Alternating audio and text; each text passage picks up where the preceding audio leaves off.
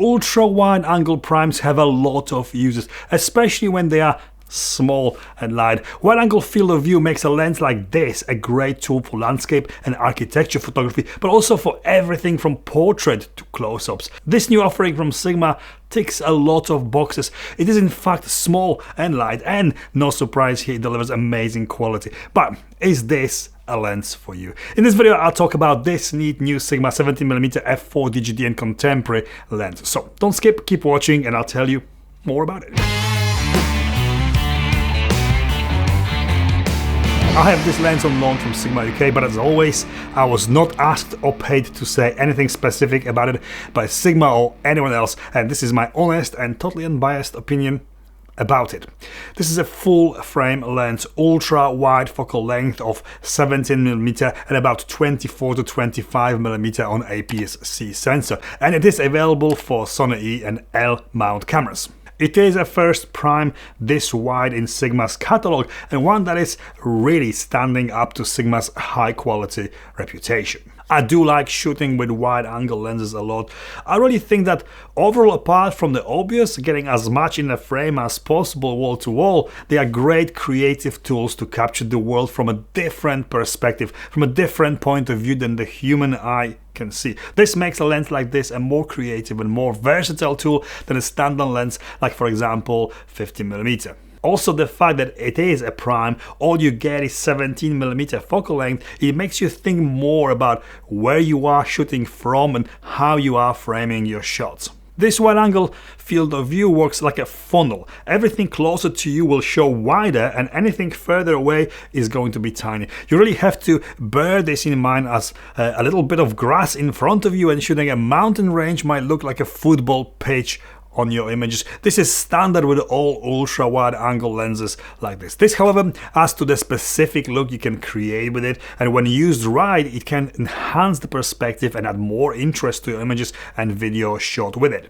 This is great for enhancing the importance and scale of objects in the foreground, for example. Also, when filming with it, this funnel look will hugely enhance the sense of motion. The sharpness this little thing delivers is just simply outstanding. I know that Sigma lenses are sharp, but I still get surprised how insanely sharp this lens is every time I use it. Also, the color and contrast are very good.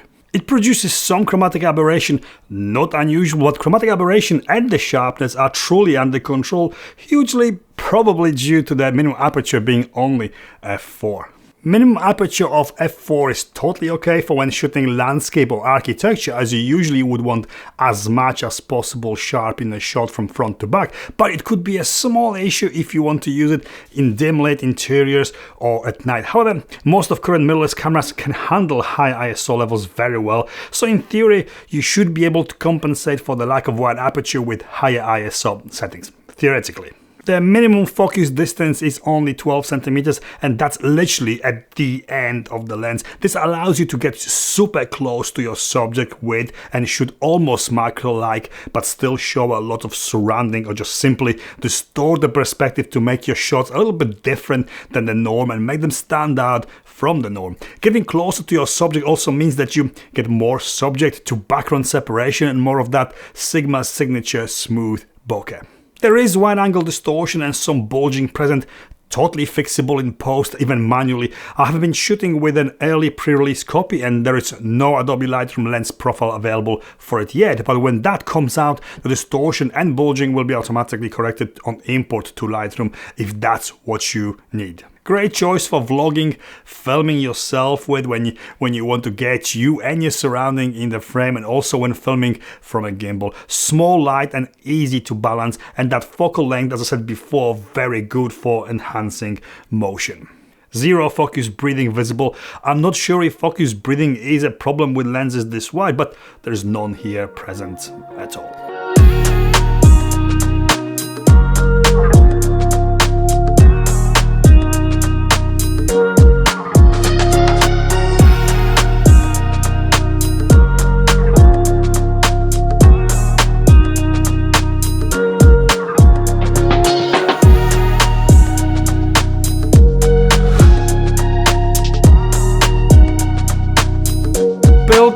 has got now familiar with all contemporary I-series, all metal design with manual aperture ring control and auto manual focus switch. 55mm filter thread, same as 24, 45 and 90mm lenses in the series.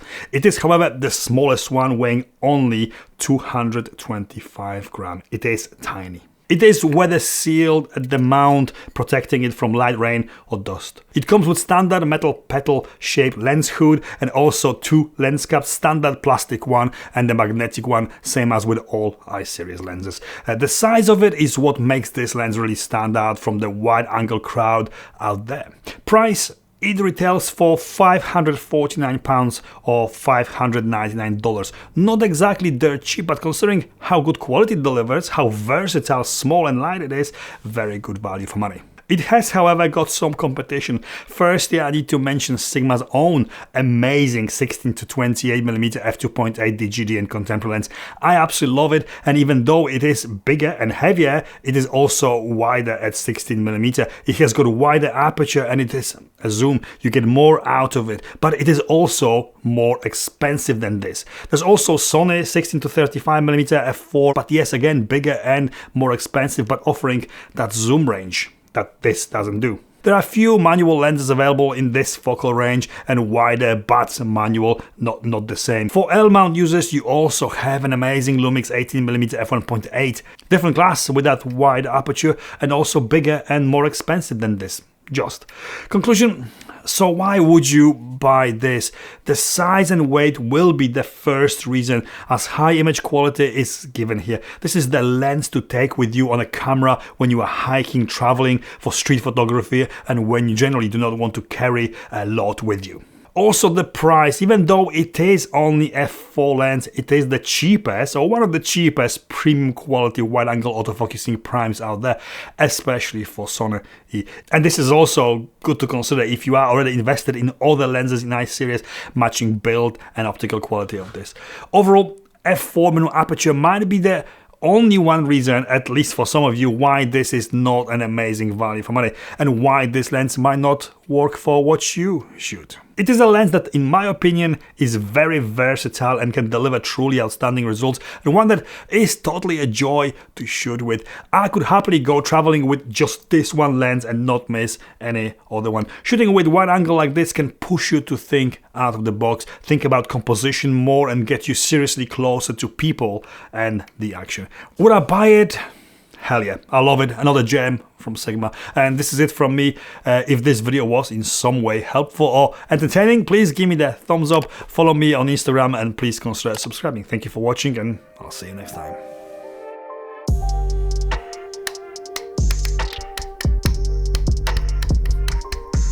Rattly hood. And when you generally do not want to carry blah blah blah blah blah blah blah.